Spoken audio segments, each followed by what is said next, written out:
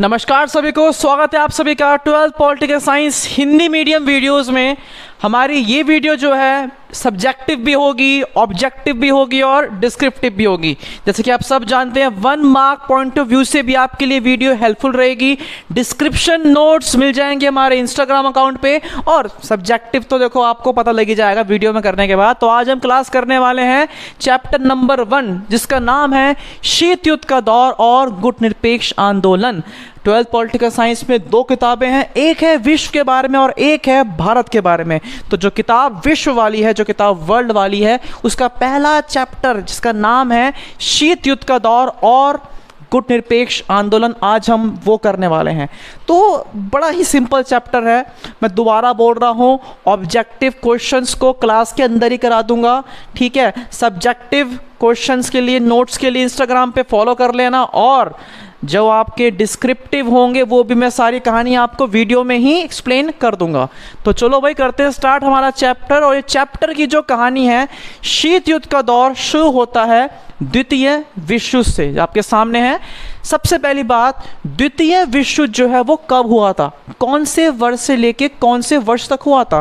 तो द्वितीय विश्व युद्ध जो है क्लास 1939 से लेकर 1945 तक हुआ था, यानी कि देखा जाए तो 6 वर्ष तक चला था आपका द्वितीय विश्व युद्ध। अब सवाल यह आता है कि द्वितीय विश्व युद्ध जो है वो किस किस के बीच हुआ था। यहाँ पे अक्सर बच्चे होते हैं कंफ्यूज और लिख के आते हैं कि द्वितीय विश्व युद्ध जो है वो हुआ था अमेरिका और सोवियत संघ के बीच, जबकि ये जवाब गलत है। एक्चुअल में देखा जाए तो द्वितीय विश्व युद्ध जो है वो 2 ग्रुप्स के बीच हुआ था। पहले ग्रुप का नाम क्या था, धुरी राष्ट्र। क्या नाम था क्लास आपका, धुरी राष्ट्र। और दूसरे ग्रुप का नाम क्या था आपका, मित्र राष्ट्र। आप देखते हैं कि गुटबंदी होती है, तो भाई द्वितीय विश्व युद्ध भी जो है वो 2 ग्रुप्स के बीच हुआ था। पहले ग्रुप का नाम क्या है, धुरी राष्ट्र, और दूसरे ग्रुप का नाम क्या है, मित्र राष्ट्र। 1 मार्क के पॉइंट ऑफ व्यू से आपसे पूछ सकते हैं कि भाई धुरी राष्ट्र में कौन कौन से देश थे। तो अगर हम धुरी राष्ट्र की बात करें तो धुरी राष्ट्र में था जापान, जर्मनी और इटली। नन क्लास कौन सा था आपका, जापान, जर्मनी और इटली। और अगर मैं बात करता हूँ मित्र राष्ट्र की, तो मित्र राष्ट्र में 4 देश थे। टॉप 4 देश की बात की जाए, पहला था आपका ब्रिटेन, फ्रांस, सोवियत संघ और अमेरिका। इनके बीच में हुई भिड़ंत, 6 साल तक आपस में लड़ते रहे ये। और अगर बिल्कुल मैं शॉर्ट में बात करूं बच्चों, तो एक तरह से जर्मनी हार गया, जापान हार गया, इटली हार गया, ब्रिटेन और फ्रांस भी ऑलमोस्ट बहुत हद तक इनको काफ़ी नुकसान जो है वो पहुंच गया था। लेकिन 6 वर्षों के बाद 1945 में अगर हम देखते हैं तो द्वितीय विश्व युद्ध का जब अंत हुआ तो हमारे सामने बचे 2 देश जो कहते हैं ना, जिनको कोई हरा नहीं पाया था, जो बिल्कुल टॉप पर थे। और उनका नाम क्या था, एक का नाम था सोवियत संघ। क्या नाम था एक का, सोवियत संघ, और दूसरे का नाम था अमेरिका। यानी कि 1945 में जब द्वितीय विश्व युद्ध का अंत होने वाला था तो बचती हैं 2 महाशक्तियां, एक का नाम है अमेरिका और एक का नाम है सोवियत संघ। अब इनके बीच क्या हुआ, इनके बीच क्लास हुआ था बच्चों आपका शीत युद्ध। यानी कि विचारधारा की एक जंग थी, हथियारों की एक जंग थी, और दोनों के बीच में बेटा हुआ था शीत युद्ध 1945 से लेकर 1991 तक। ठीक है बच्चों, तो ये थी आपकी स्टार्टिंग की कहानी। तो अक्सर अगर आपसे मैं बोलूं सिंपल वर्ड्स में कि द्वितीय विश्व युद्ध का अंत इज इक्वल टू शीत युद्ध की शुरुआत, तो क्या ये सेंटेंस सही है? हाँ, ये सेंटेंस सही है। क्यों? क्योंकि जब द्वितीय विश्व युद्ध का अंत हुआ 1945 में, तो हमारे सामने आई 2 महाशक्तियां, एक का नाम अमेरिका, एक का नाम सोवियत संघ, और दोनों के बीच क्या शुरू हो गया, दोनों के बीच बेटा शुरू हो गया था आपका शीत युद्ध। तो ये सेंटेंस जो है बिल्कुल सही है कि द्वितीय विश्व युद्ध का अंत इज इक्वल टू शीत युद्ध की शुरुआत। तो ये शॉर्ट स्टार्टिंग का जो आपका इंट्रो था बेटा, आई होप आपको ये समझ में आ गया। बहुत ही इंटरेस्टिंग चैप्टर है हमारा ये। अगला हमारा जो क्वेश्चन आता है आपके बुक के पॉइंट ऑफ व्यू से, वो क्लास ये आता है कि द्वितीय विश्व युद्ध का अंत कैसे हुआ। देखो हमने पढ़ लिया भाई अंत हो गया है, ठीक है, द्वितीय विश्व युद्ध का अंत हो गया है, एक अमेरिका आ गया सामने, एक सोवियत संघ आ गया सामने, दोनों के बीच में झगड़ा हुआ, लेकिन अंत कैसे हुआ था। जैसे मैं बोलूँ कि 2011 का वर्ल्ड कप जो हुआ था उसका अंत कैसे हुआ था, तो भाई जब धोनी ने छक्का मारा और इंडिया वर्ल्ड कप जीत गया। तो वैसे ही द्वितीय विश्व युद्ध का अंत कैसे हुआ था, बड़ा ही इंटरेस्टिंग क्वेश्चन है। 1 मार्क के पॉइंट ऑफ व्यू से भी देख लो, नहीं तो अगर आपके स्कूल में यूटी है, पीटी है, जो भी आपके स्कूल में होता है उसके अकॉर्डिंग भी आप पूरा आपका जो आंसर है नहीं यहाँ पे लिखा हुआ है। फिर भी समझ नहीं आ रहा तो नोट्स मिल जाएंगे, इंस्टाग्राम पे जाके मुझे फॉलो कर लेना और वहाँ पे नोट्स मांग लेना। तो द्वितीय विश्व युद्ध का अंत कैसे हुआ, तो द्वितीय विश्व युद्ध का अंत जब हुआ तब हुआ जब अमेरिका ने, किसने क्लास, अमेरिका ने जापान के 2 शहर, कौन कौन से 2 शहर थे, एक का नाम था हिरोशिमा और एक का नाम था नागासाकी। जब भाई अमेरिका ने जापान के 2 शहर पर क्या गिराए थे, परमाणु बम गिराए थे। क्या गिराए थे, परमाणु बम गिराए थे। कब गिराए थे, 6 अगस्त 1945 और 9 अगस्त 1945 को अमेरिका ने जापान के 2 शहर हिरोशिमा और नागासाकी पे बम गिराए थे, परमाणु बम गिराए थे। बमों के नाम पूछे जाएंगे तो क्या लिख के आओगे, लिटिल बॉय छोटा लड़का और फैट मैन मोटा आदमी। इन नामों के बम गिराए, नाम बड़े अच्छे लग रहे हैं लेकिन बड़े धमाकेदार बम थे। आज तक जो बच्चे वहाँ पैदा होते जापान में उन तक ये जो है इनकी जो थे ना, मतलब काफ़ी नेगेटिव पॉइंट ऑफ व्यू गिरता है। मतलब काफ़ी जो बच्चे होते हैं बड़े अपंग टाइप के होते हैं। क्यों, क्योंकि यार परमाणु बम काफ़ी खतरनाक होते हैं। आज की डेट में बहुत देशों के पास है बट इस्तेमाल कोई नहीं करता क्योंकि सब जानते हैं कि इसका जो रिजल्ट आएगा वो काफ़ी खतरनाक होगा। ठीक है, तो भाई अमेरिका ने जापान के 2 शहरों पर बम गिरा दिए और द्वितीय विश्व युद्ध का अंत कर दिया। लेकिन बम गिराने के बाद अमेरिका ने क्या सफाई दी, अमेरिका ने क्या बोला, अमेरिका ने बोला है कि भाई मैंने बम इसलिए गिराए क्योंकि मुझे, यानी कि अमेरिका ने बोला कि भाई मुझे युद्ध को जल्दी समाप्त करना था। मतलब मैंने बम गिराया ताकि मैं युद्ध को जो है वो जल्दी समाप्त कर सकूं, प्लस जो मेरे साथी लोग हैं, जो मेरे साथ के देश है उनको जो है वो जनहानि ना पहुंचे। यानी कि उनकी जनता के जो आपके मित्र राष्ट्रों के सैनिक मारे जा रहे थे, जो लोग वहाँ पे शहीद हो रहे थे, मारे जा रहे थे, उनको रोकने के लिए मैंने जो बम गिराया है। यानी कि द्वितीय विश्व युद्ध को ख़त्म करने के लिए, झगड़े को रोकने के लिए परमाणु बम गिराना बहुत ज़रूरी था। किसने बोला ऐसा, अमेरिका ने। अब जो आलोचक थे, जो खिलाफ थे यूएस के, उन्होंने बोला भाई जो बंदा मर रहा है, मतलब जापान ने तो आत्मसमर्पण ही कर दिया है, जापान तो अपनी हार मान चुका है, तो ऐसे में बम क्यों गिराया। लोग कह रहे हैं कि भाई जापान जो है कर चुका है आत्मसमर्पण और ऐसे में बम गिराना क्या था, वो था गैर ज़रूरी, यानी कि कोई ज़रूरत नहीं थी बम गिराने की।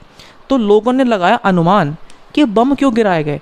तो बम अमेरिका ने इसलिए गिराए थे क्योंकि अमेरिका को सोवियत संघ को एशिया और अन्य जगहों पर सैन्य, यानी कि सैनिक और राजनीतिक लाभ उठाने से रोकना था।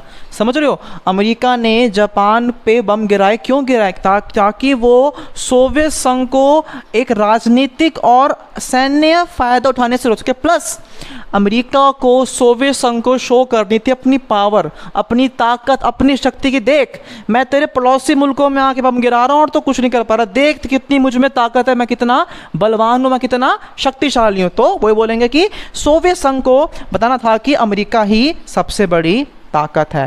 देखो ये जो हमने पढ़ा है ना, यहाँ पे 1 मार्कर्स भी हो गए और आपका ये 2 मार्कर्स भी हो गया, तो इस चीज़ को आप नोट कर सकते हो और काफ़ी आपको ये हेल्पफुल रहेगा इसके अंदर। ठीक है, तो ये हमने पढ़ा कि द्वितीय विश्व युद्ध का अंत कैसे हुआ, प्लस हम लोगों ने इंट्रो पढ़ लिया। अब हम क्लास चलते हैं आगे। अब हम लोग आगे पढ़ेंगे कि कैसे पूरा विश्व 2 हिस्सों में बट गया था। एक तरफ था आपका अमेरिका और एक तरफ था आपका सोवियत संघ। ठीक है, तो अब थोड़ा सा हम लोग पढ़ेंगे इन दोनों महाशक्तियों के बारे में। तो भाई सबसे पहले बेटा हम लोग पढ़ेंगे अमेरिका के बारे में। तो आपके 1 मार्क्स में पूछ सकते हैं कि भाई इनकी विचारधारा क्या थी। जो था आपका अमेरिका, उसकी विचारधारा क्या थी, उसकी सोच क्या थी। तो उसकी सोच क्या थी, लोकतंत्र। क्या थी, लोकतंत्र और पूंजीवाद। क्या थी, लोकतंत्र और पूंजीवाद थी। किसकी विचारधारा, ये थी विचारधारा अमेरिका की। अब सपोज कि मैंने एग्जांपल ले लिया कि भाई 30 देश कहते हैं कि हमें जो है वो लगता है अच्छा अमेरिका, हमें जो है वो लग रही है अच्छी विचारधारा किसकी, यूएस की। अमेरिका की। तो क्या हुआ, 30 देशों ने अमेरिका को अपना समर्थन दे दिया, उसको ज्वाइन कर लिया। उसको अच्छा लग रहा था कि भाई ये अच्छा है, ये भी अच्छा है। तो आप सभी जानते हैं कि जो अमेरिका था वो था विश्व के, अगर आप देखते हो मैप को, तो अमेरिका जो है वो पश्चिम क्षेत्र में है, ठीक है। तो 30 देश प्लस अमेरिका प्लस से विचारधारा, इन्होंने एक ग्रुप बनाया। क्या बनाया इन्होंने, ग्रुप। जिस ग्रुप का नाम का क्या, इनके ग्रुप का नाम था पश्चिमी गठबंधन। जिसका मुखिया कौन था, जिसका मुखिया था बेटा आपका अमेरिका, ठीक है। तो ये तो एक आराम से नॉर्मल सा ग्रुप था।